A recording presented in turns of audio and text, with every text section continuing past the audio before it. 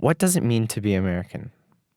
Being American means red, white, and blue underpants, 4th of July barbecues, hot dogs, hamburgers, freedom of speech, back-to-back World War victories, the stars and the stripes, and being part of the best dang country in the entire world. But is any of this patriotism instilled in us due to simply where we were born actually constructive? We asked students from multiple areas across the political spectrum, as well as across the world, what role does patriotism have in American politics? And where can we draw the line between our own personal ideals and supporting our country as a whole? I think most people in America are patriotic. Like I said, the definition of that gets blurred. I believe in a lot of the ideals, but I'm not patriotic. Ranging from far left to far right, everyone seems to have unique opinions on the use of patriotism and the worth of America. I think it's good to show pride in where you're from because it's part of your history. It's part of who you are, kind of, I guess. In some ways, I think there's utility to having a certain amount of pride in your country, but when your country does things or stands for things that you don't like, that you don't agree with, then I don't think you should be patriotic because that defeats the whole purpose to me. No one seems to hate America, but from indifference and concern to great support and love, answers that were reviewed seem divided. It's where I grew up. It's where I want my kids to grow up. It's where I want my grandkids to grow up. It's where my grandpa grew up. It's like home of the free, land of the brave. I'm not like anti-American. I'm not anti-patriotic. I just have never felt a whole lot of pride for my country. Don't be patriotic that much. Just love your country because it represents you, represents your identity.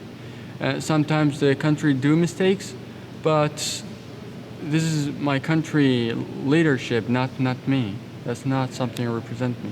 The proliferation of individual ideas and thought.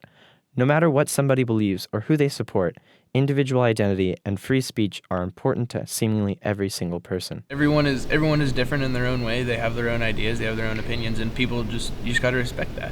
My mom taught me to be a self-thinker, think for myself, not necessarily be going against the grain all the time because that can be dangerous, so to speak. But I think thinking for yourself and having individual thoughts is very important. I think all of my ideas are trying to benefit the country, even if they don't align with like the current, presidential cabinet or the system that's happening right now. I think the whole goal of politics is to find solutions for issues the country is going through. But if everyone believes the same thing in terms of free thought and equalities, along with what America should strive for, why are they considered on the opposite sides of the spectrum?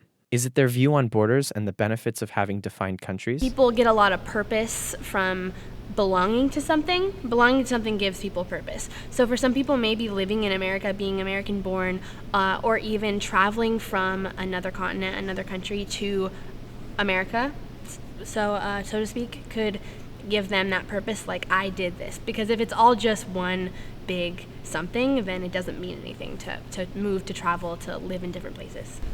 Having these areas of lands, we call countries, I think it makes it easier to regulate people in a society. We want to be a part of a tribe. We want to fit in with a group of people.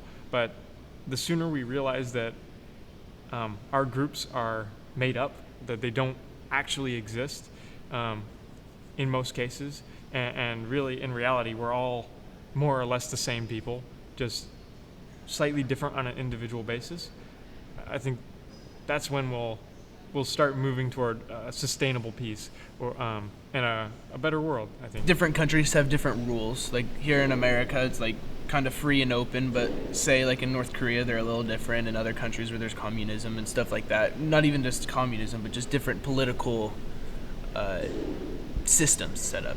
Is it their view on the president and how much we should support him? They're a leader, not you. With our current president, obviously he's a conservative, Donald Trump, but not everybody in America is conservative, obviously.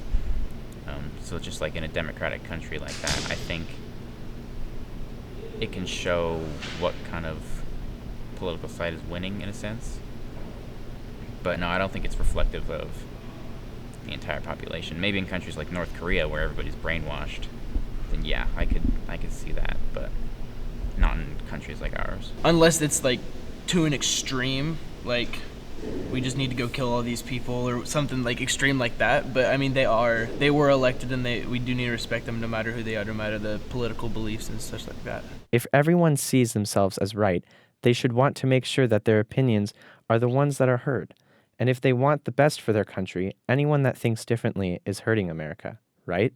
Opposing viewpoints are not only, good for finding the deeper truth, but they're actually, I think, they're necessary. More arguments, then discovering, then we find the final truth that everyone agrees on. That is what makes this country so great, is that you have the right to have different opinions and stuff like that. As reflected in the youth of America, no matter how divided and repressed politics in America seem right now, based on the living future, students, the future looks bright.